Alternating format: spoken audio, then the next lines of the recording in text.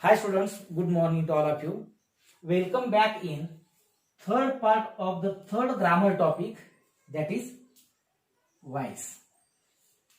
In first and second video, we discussed about assertive sentences and imperative sentences respectively. And in today's video, we are going to discuss about the third type of sentences, that is interrogative sentences. Actually, interrogative sentences are of two types. The first one is verbal questions and the second one is WH questions. Now we are going to start with the first subtype of interrogative sentences, that is verbal questions. Verbal questions are the questions which start with any one of the helping verbs. And in all, how many helping verbs are there in English? They are 24. But verbal questions start with any one of these 20 helping verbs. Though there are 24 helping verbs, in verbal questions only 20 are used, because used to, need to, dare to and ought to, these are the modal auxiliaries, but they are not used in verbal questions.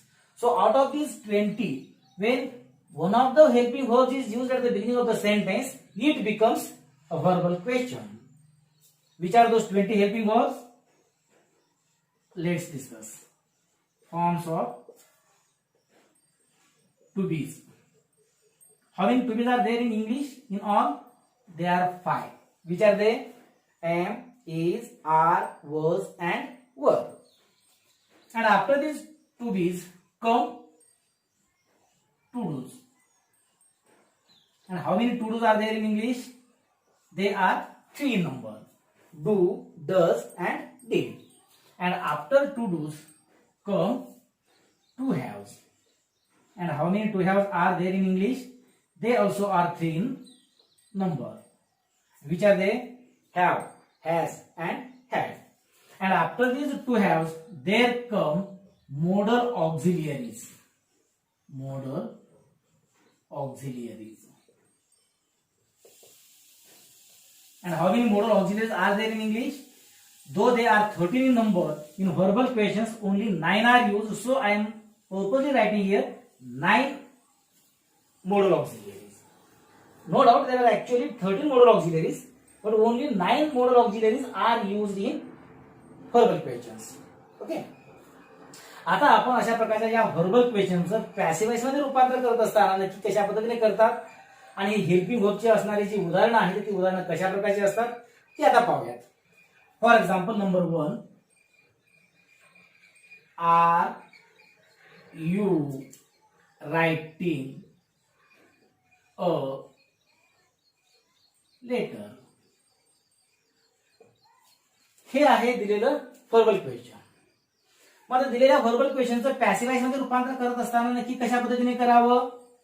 दिलेल्या assertive सेंटेन्सेसचं passive voice मध्ये रूपांतर करत असताना जेव्हा केव्हा आपण त्या active वॉइसच्या रचना आणि पॅसिव्ह वॉइसच्या रचना समजून घेतल्या की नाही, अगदी त्याच रचना पुन्हा या ठिकाणी आपल्या डोळ्यासमोर आणायच्या आहेत. फक्त फरक एवढाच असणार आहे, असर्टिव्ह सेंटेन्सेसची जी सुरुवात होती ती सुरुवात सब्जेक्टने असायची, त्यानंतर व्हर्ब असायचा, त्यानंतर ऑब्जेक्ट असायचा. वेगवेगळ्या काळानुसार अर्थात या रचना वेगवेगळ्या असायच्या.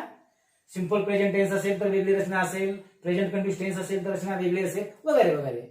पण या ठिकाणी व्हर्बल क्वेश्चन मध्ये नक्की काय असणार आहे फरक? तर या व्हर्बल क्वेश्चनची सुरुवातच या ठिकाणी होणार आहे तुमच्या हेल्पिंग व्हर्बनी. त्यानंतर मग तुमचा येणार आहे सब्जेक्ट, त्यानंतर मग तुमचा येणार आहे व्हर्ब आणि त्यानंतर येणार आहे ऑब्जेक्ट. मग आता दिलेल्या या हेल्पिंग व्हर्बने सुरू होणाऱ्या व्हर्बल क्वेश्चनचं काय समजून घेत असताना कशा पद्धतीने समजून घ्याल? तर दिलेल्या या हेल्पिंग व्हर्ब ची जी जागा आहे ती हेल्पिंग व्हर्ब्सची जागा फक्त मुख्य क्रियापदाच्या आधी नेऊन ठेवायची. आपोआपच हे वाक्य असर्टिव्ह या प्रकारातील होईल. आता उदाहरणार्थ हेच वाक्य मी तुम्हाला अशा पद्धतीने, आता इथं फळ्यावर ज्या पद्धतीने मी तुम्हाला बाण वर करून दाखवले ना, या पद्धतीने हे वाक्य इथं लिहून दाखवेन. मग तुमच्या लक्षात येईल की हे वाक्य असर्टिव्ह कसं बनतं.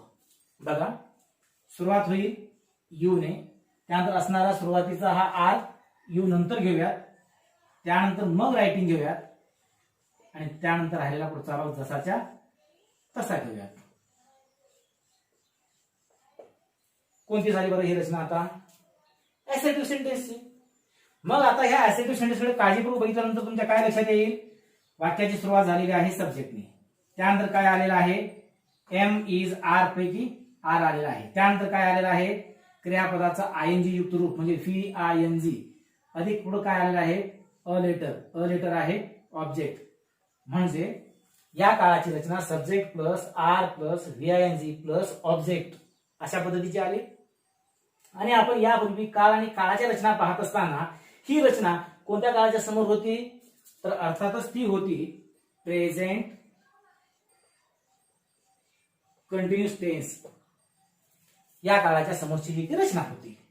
मग या प्रेझेंट कंटिन्युअस टेन्सचं पॅसिव्ह व्हॉइस मध्ये रूपांतर करत असताना पॅसिव्ह व्हॉइसची रचना कशी होती? ती होती पहिल्यांदा ऑब्जेक्ट, त्यानंतर टू बीचं रूप. मुद्दा मी टू बीचं रूप असं म्हणतोय कारण या ऑब्जेक्टला अनुसरून योग्य ते टू बीचं रूप मला घ्यावं लागेल. एम किंवा इज किंवा आर पैकी एक घ्यावं लागेल. त्यानंतर नियमानुसार बीइंग, त्यानंतर PP, त्यानंतर बाय आणि शेवटी येस. मग आता दिलेलं वाक्य हे व्हर्बल क्वेश्चन असल्यामुळे या व्हर्बल क्वेश्चनचं पॅसिव्ह व्हॉइस मध्ये रूपांतर करत असताना मला फक्त काय करावं लागेल? व्हर्बल क्वेश्चन असल्या कारणानं हा जो हेल्पिंग व्हर्ब आहे वाक्याच्या सुरुवातीस होता, म्हणून या पॅसिव्ह व्हॉइसच्या रचनेतील देखील असणारा हा जो हेल्पिंग व्हर्बचा भाग आहे तो मला फक्त सुरुवातीला घ्यावा लागेल. या ठिकाणी यू असल्या कारणानं आर हे हेल्पिंग व्हर्ब आलेलं होतं. आता मला वाक्याच्या सुरुवातीला काय घ्यावं लागणार आहे? ऑब्जेक्ट. कोण आहे object? A letter. A letter किती वचनी आहे? एक वचनी. म्हणून टूबीचं जे रूप आहे ते टूबीचं रूप मला या ठिकाणी अ लेटरला अनुसरून म्हणजेच इज हे घ्यावं लागेल. म्हणून आता टूबीच्या रूपाचा हा भाग संपला, या ठिकाणी संबंध संपला. जे शिल्लक राहतं पॅसिव्ह व्हॉइसच्या रचनेतील ते क्रमाने घ्या, प्रश्नचिन्ह द्या, व्हर्बल क्वेश्चनचं तुमचं पॅसिव्ह व्हॉइस क्लिअर होईल. म्हणजे कसं होईल बघा बरं. ह्या टूबीच्या रूपानंतर मला तो ओळीने घेत असताना पहिल्यांदा ऑब्जेक्ट घ्यावा लागेल. दिलेल्या वाक्यात ऑब्जेक्ट आहे अ लेटर, म्हणून मी घेतोय अ लेटर. नियमानुसार मला घ्यायचं आहे बीइंग, म्हणून घेतलं बीइंग. नियमानुसार मला घ्यायचं आहे क्रियापदाचं तिसरं रूप. क्रियापद आहे राईट. राईटचं तिसरं रूप काय? राईट, रोट, रिटर्न. म्हणून क्रियापदाचं तिसरं रूप या ठिकाणी मी घेतोय रिटर्न. नियमानुसार बाय. त्यानंतर मला यस घ्यायचं. यस म्हणजे दिलेल्या वाक्यात असणारा हा सब्जेक्ट. मी तुम्हाला आपण पाहिला सब्जेक्ट. मग सब्जेक्ट कोण आहे? यू. परंतु जेव्हा केव्हा ते बाय नंतर येतं तेव्हा त्याचं ऑब्जेक्टिव्ह फॉर्म होतं, परंतु यू हे अशा पद्धतीचं सर्वनाम आहे की जे नॉमिनेटिव्ह मध्ये पण यूच राहतं आणि ऑब्जेक्टिव्ह मध्ये सुद्धा त्याचं रूप यूच राहतं. म्हणून बाय नंतर पुढे मी काय घेणार? यू, न विसरता प्रश्नचिन्ह. हे झालं या वाक्याचं पॅसिव्ह व्हॉइस. अजून एक उदाहरण घेऊयात आणि आपण समजून घेऊयात. Number 2, have you completed your work. ठीक आहे. आता या ठिकाणी ह्या ऍक्टिव्ह व्हायची जी सुरुवात आहे ती कशाने झाली हो? हॅव. हॅव काय आहे? असणाऱ्या 3 टू हॅवच्या रूपांपैकी एक आहे, म्हणजे हेल्पिंग व्हर्ब्स पैकी एक आहे, म्हणून वाक्य आहे व्हर्बल क्वेश्चनचं. हे स्पष्ट झालं, हा पहिला मुद्दा. मग आता परत या वाक्याचा आपल्याला का समजून घेण्याकरिता पहिल्यांदा हे वाक्य ऍसर्टिव्हच्या कन्स्ट्रक्शन मध्ये लिहून घेऊयात. म्हणजे काय करूयात? हे हेल्पिंग व्हर्ब फक्त उचलायचं आहे आणि ह्या मेन व्हर्बच्या आधी लिहून ठेवायचं आहे. म्हणजे आपोआपच हे वाक्य होईल ऍसर्टिव्ह या प्रकारातील. म्हणजे ऍसर्टिव्हची रचना कशी होईल याची? तर अशा पद्धतीने होईल. यू हॅव कंप्लीटेड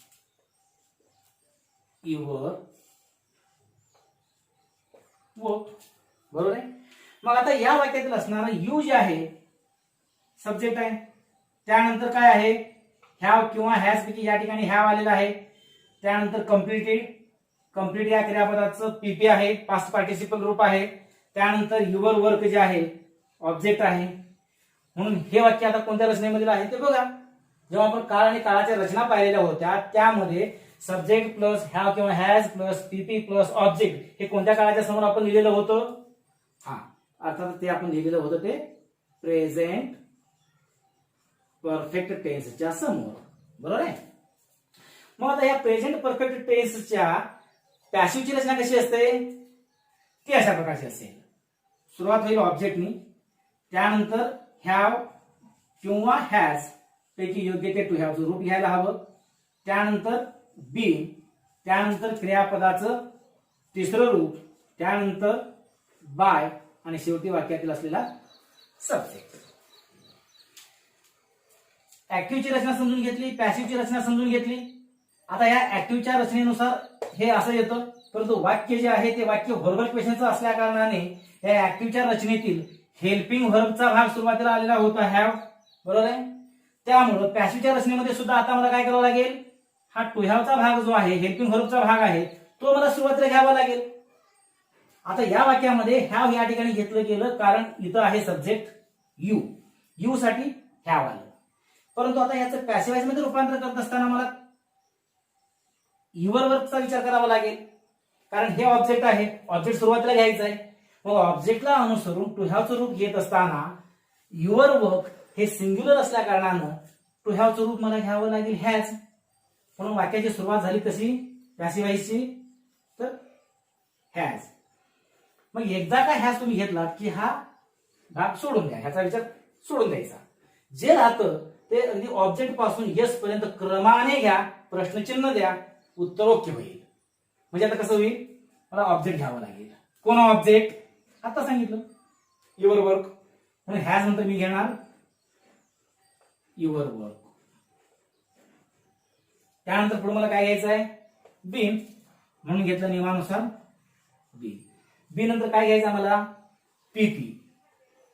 पीपी म्हणजे क्रियापदाचं तिसरं रूप, ज्याला आपण पास्ट पार्टिसिपल ऑफ व्हर्ब असं म्हणतो.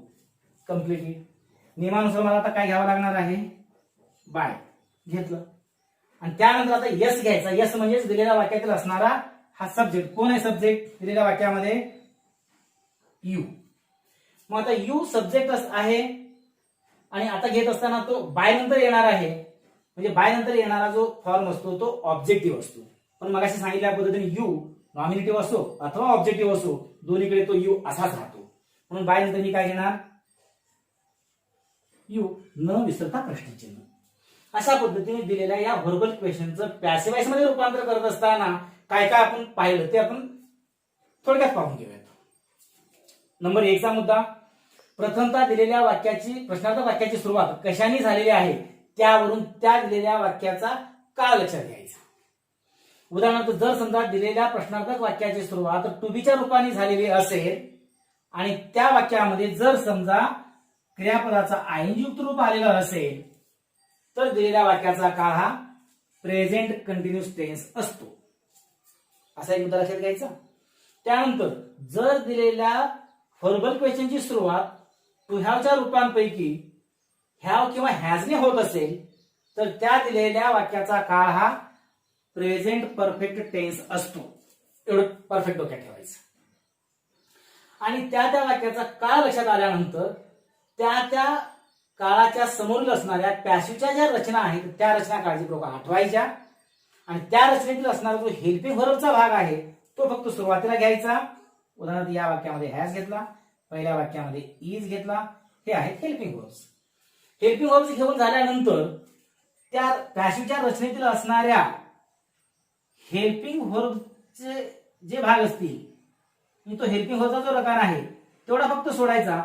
बाकीचा जो भाग राहतो तो क्रमाने घेत जायचा आहे, शेवटी प्रश्नचिन्ह द्यायचं आहे, उत्तर आपलं ओके होईल.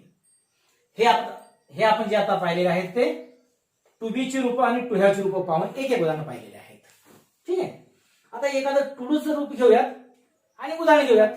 टुडूने सुरू होणारी काही प्रश्न आहेत ती प्रश्न आपण पाहूयात व्हर्बल क्वेश्चनची. For example number 1, do you like cricket. Okay. Number 2चं वाक्य आपण पाहूयात. Did Rohan manage it. असं हे दुसरंही वाक्य या ठिकाणी मी लिहिलेलं आहे. आता ह्या दोन्ही वाक्याकडे पाहिल्यानंतर काय लक्षात येईल, या दोन्ही वाक्यांची सुरुवात डू आणि डीड या टू डूच्या रूपांपैकी वर्तमानकाळी आणि भूतकाळी रूपाने वाक्यांची सुरुवात झालेली आहे. टू डू पैकी जर समजा वर्तमानकाळी रूप वापरलं गेलं असेल तर डोळे झाकून सांगायचं आहे दिलेल्या वाक्याचा काळ जो आहे तो सिंपल प्रेझेंट टेन्सचा आहे आणि असतो. ठीक आहे.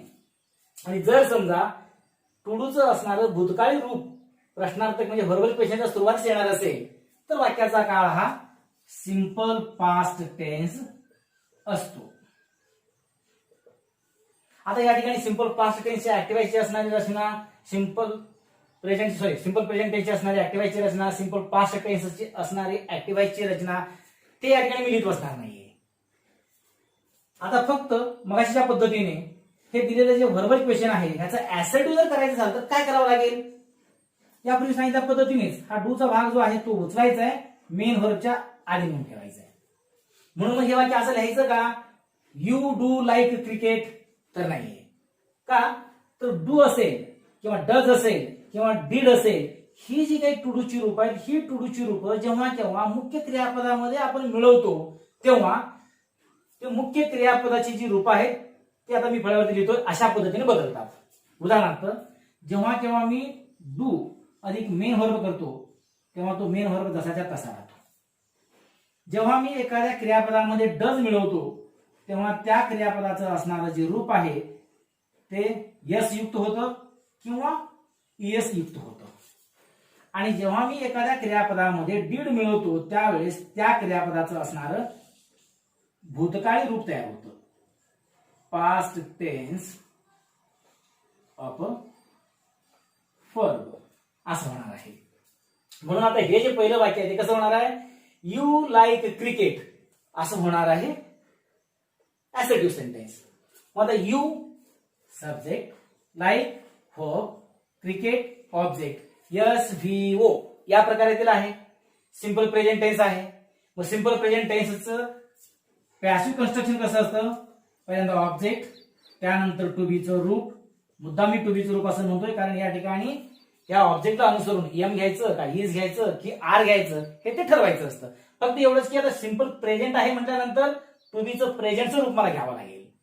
म्हणून ऑब्जेक्ट नंतर टू बीचं रूप, त्यानंतर पीपी, त्यानंतर बाय आणि शेवटी यस.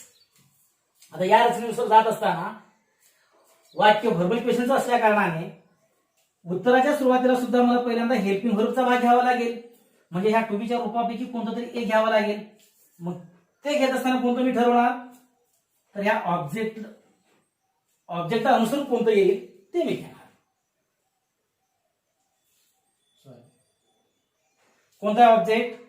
क्रिकेट. मग क्रिकेट हे जे आहे सिंग्युलर आहे म्हणून एम इज आर पैकी येणारं टू बीचं रूप कोणतं येणार? तर इज येणार.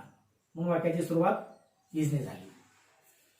त्यानंतर हा हेल्पिंग व्हर्बचा एवढा भाग सोडून दिला, बाकीचा सर्व भाग क्रमाने घ्यायचा आहे आणि प्रश्नचिन्ह देऊन टाकायचं आहे. काय घ्यावं लागेल मला? ऑब्जेक्ट. कोण ऑब्जेक्ट? क्रिकेट. म्हणून इथे घेतला मी क्रिकेट. पुढे काय घ्यायचं मला? पीपी. कोणाची घेणार? या क्रियापदाची घेणार. क्रियापद लाईक आहे. लाईक या क्रियापदाचं असणार पीपी काय? Like, like, light. म्हणून क्रियापदाचं तिसरं रूप होईल लाईट. म्हणून उत्तर असं होईल इज क्रिकेट लाईट नियमानुसार बाय आणि शेवटी यूचं यू. हे झालं टूडूच्या रूपाने सुरू होणाऱ्या व्हर्बल क्वेश्चनचं पॅसिव्ह. दुसऱ्या वाक्याकडे जाऊयात आपण. आता याही वाक्याचं पहिल्यांदा ऍसर्टिव्ह मध्ये रूपांतर जर करून घ्यायचं झालं तर कसं होईल? हा डीडचा भाग जो आहे तो इथनं उचलायचा आहे, तो नेऊन ठेवायचा आहे या ठिकाणी. म्हणजे तो did plus manage is equal to past tense of a verb होणार. म्हणजेच मॅनेज या क्रियापदामध्ये मी डीड मिळवला म्हणून या ठिकाणी तो काय होईल? मॅनेज्ड असं होईल. म्हणजे रोहन मॅनेज्ड इट असं वाक्य होईल. वाक्याचा काळ असेल सिंपल पास्ट. मग सिंपल पास्ट टेन्सची रचना कशी असते? तर ऍक्टिव्हायची subject plus past tense of for plus object. मग या सिंपल पास्ट टेन्सची पॅसिव्हची रचना कशी असते? तर पॅसिव्हची रचना ही अगदी याच पद्धतीने object plus to be plus पीपी प्लस बाय प्लस यस. दोन्ही ठिकाणी टू बी असंच मी म्हणालो, हे प्रेझेंट आहे हे पास्ट आहे तरी सुद्धा. का तर टू बीची जी रूपं आहेत सिंपल प्रेझेंट असेल तर प्रेझेंटची रूपं वापरायचे, आणि जर समजा हे सिंपल पास्ट मधलं असणार असेल तर टू बीची जी रूपं आहेत ती वॉज किंवा वर पैकी कोणतंही एक वापरायचं आहे. कोणतंही एक म्हणजे अर्थात त्या ऑब्जेक्टला अनुरूप अशा प्रकारचं घ्यायचं आहे. आता ऑब्जेक्ट कोण आहे या दिलेल्या वाक्यामध्ये? इज. मग इज हे सिंग्युलर आहे का प्लुरल आहे? सिंग्युलर. म्हणून मग आता टू बीचं रूप काय घेणार मी वाक्याच्या सुरुवातीस? वॉज. म्हणून वाक्याची सुरुवात झाली वॉजने. मग हा टू बीचा भाग सोडून दिला, ऑब्जेक्ट घ्यायचा आहे. ऑब्जेक्ट आहे आता सांगितल्या पद्धतीने इट. नियमानुसार मला घ्यायचा आहे पीपी. मॅनेज या क्रियापदाचं तिसरं रूप राहणार आहे मॅनेज्ड. म्हणून वॉज इट MANAGED मॅनेज्ड. नियमानुसार बाय. आणि सब्जेक्ट कोण आहे? रोहन. आता जर समजा प्रॉपर नाव असणार असेल, एखाद्या व्यक्तीचं नाव जर असणार असेल तर त्या नावात काहीच फरक होणार नाही, ते जसंच्या तसं येईल. म्हणून बाय नंतर येणार आहे रोहन. अशा पद्धतीने ह्या दोन वाक्यांची असणारी ही पॅसिव्हची वाक्य असतील. Do you like cricket? Is cricket like by you? आणि डीड रोहन मॅनेज इट? चं उत्तर was it managed by Rohan? अशा पद्धतीने दिलेल्या या दोन व्हर्बल क्वेश्चनचे पॅसिव्ह वॉइस मध्ये रूपांतर होतील. आता आपण टू बीची रूप पाहिले, टू डूची रूप पाहिले, टू हॅवची रूप पाहिले. आता मोडल ऑक्झिलरी पैकी एक किंवा दोन मोडल ऑक्झिलरी घेऊयात आणि समजून घेऊयात. मोडल ऑक्झिलरी पाहत असताना पहिल्यांदा जे मोडल ऑक्झिलरीज आहेत ते क्रमाने आपण लिहून घेऊयात. कॅन असेल, कुड असेल, मे असेल, माइट असेल, शॅल असेल, विल असेल, शुड असेल, वुड असेल किंवा मस्ट असेल. या 9 पैकी कोणत्याही एखाद्या मोडल ऑक्झिलरीने वाक्याची सुरुवात होत असेल तर त्या वाक्याचे पॅसिव्ह वॉइस मध्ये रूपांतर करत असताना एकच फॉर्म्युला राहणार आहे. त्यामुळे फक्त दोनच वाक्य आपण समजून घेऊयात. कारण वाक्याच्या सुरुवातीस कॅन वापरलात काय, कुड वापरलात काय, मे काय, माइट, अगदी कॅन पासून मस्ट पर्यंत कोणतंही मोडल ऑक्झिलरी वापरा, त्याचं पॅसिव्ह वॉइस मध्ये रूपांतर करत असताना आता जे दोन वाक्यासाठी मी रचना तुम्हाला सांगणार आहे त्याच रचनेनुसार ते राहणार आहेत. त्यामुळे क्रमांक 1 चं वाक्य पहिल्यांदा समजावून सांगतो. For example number 1, can you write a letter, असं वाक्य आहे. मगाशी ज्या पद्धतीने दिलेलं हे जे व्हर्बल क्वेश्चन आहे या व्हर्बल क्वेश्चनचा ऍसर्टिव्ह मध्ये रूपांतर करायचं झालं तर नेहमीच्या पद्धतीने काय करणार आहात? वाक्याच्या सुरुवातीस असणारा हा जो मोडल ऑक्झिलरी आहे तो उचलायचा आणि ह्या मेन व्हर्बच्या आधी नेऊन ठेवायचा. म्हणजे काय होईल? You can write a letter, असं वाक्य होईल. वाक्यातील असणारा कॅन जो आहे तो मोडल ऑक्झिलरी आहे आणि मोडल ऑक्झिलरी युक्त वाक्याचं पॅसिव्ह वॉइस मध्ये रूपांतर करत असताना पॅसिव्हची रचना कशी असते हे आपण जेव्हा पाहिलेलं तेव्हा ती कशी होती? पहिल्यांदा ऑब्जेक्ट येतो, त्यानंतर दिलेल्या वाक्यातील असणारा हा मोडल ऑक्झिलरी येतो, त्यानंतर बी येतो, त्यानंतर पीपी, त्यानंतर बाय आणि शेवटी वाक्यातील असणारा सब्जेक्ट. मग आता या वाक्याचं पॅसिव्ह मध्ये रूपांतर करत असताना मला सुरुवातीला घ्यावं लागणार आहे मोडल ऑक्झिलरी. का? कारण वाक्य व्हर्बल क्वेश्चनचं आहे. व्हर्बल क्वेश्चन मध्ये सुरुवातीस मोडल ऑक्झिलरी वापरलेला आहे. मग आता यातील असणारा हा मला मोडल ऑक्झिलरी घ्यायचा आहे. हा मोडल ऑक्झिलरी या वाक्यात कोणता आहे? कॅन. तर कॅनचा हा मोडल ऑक्झिलरी जसाच्या तसा या वाक्याच्या सुरुवातीस. मग एकदा का तुम्ही हा मोडल ऑक्झिलरी घेतला की हा मोडल ऑक्झिलरीचा भाग सोडून द्यायचा, जो भाग राहतो तो ओळीने घ्यायचा आहे आणि शेवटी प्रश्नचिन्ह द्यायचं आहे, उत्तर पूर्ण होईल. म्हणजे कसं होईल बरोबर? कॅन वाक्यातील असणारा मला आता ऑब्जेक्ट घ्यावा लागेल. ऑब्जेक्ट आहे अ लेटर, म्हणून कॅन अ लेटर लेटर. त्यानंतर नियमानुसार बीचा भाग या ठिकाणी घ्यावा लागेल, तो घेऊयात बी. त्यानंतर दिलेल्या मोडल ऑक्झिलरीच्या समोर असलेल्या पॅसिव्ह व्हॉइसच्या रचनेतील पीपीचा भाग या ठिकाणी मला घ्यावा लागेल. दिलेल्या वाक्यात क्रियापद आहे राईट, राईटचं पीपी असणार आहे रिटर्न, म्हणून रिटर्न. नियमानुसार बाय म्हणून घेतला या ठिकाणी बाय. आणि वाक्यातील असणारा हा सब्जेक्ट आहे यू, म्हणून इथे घेतला यू.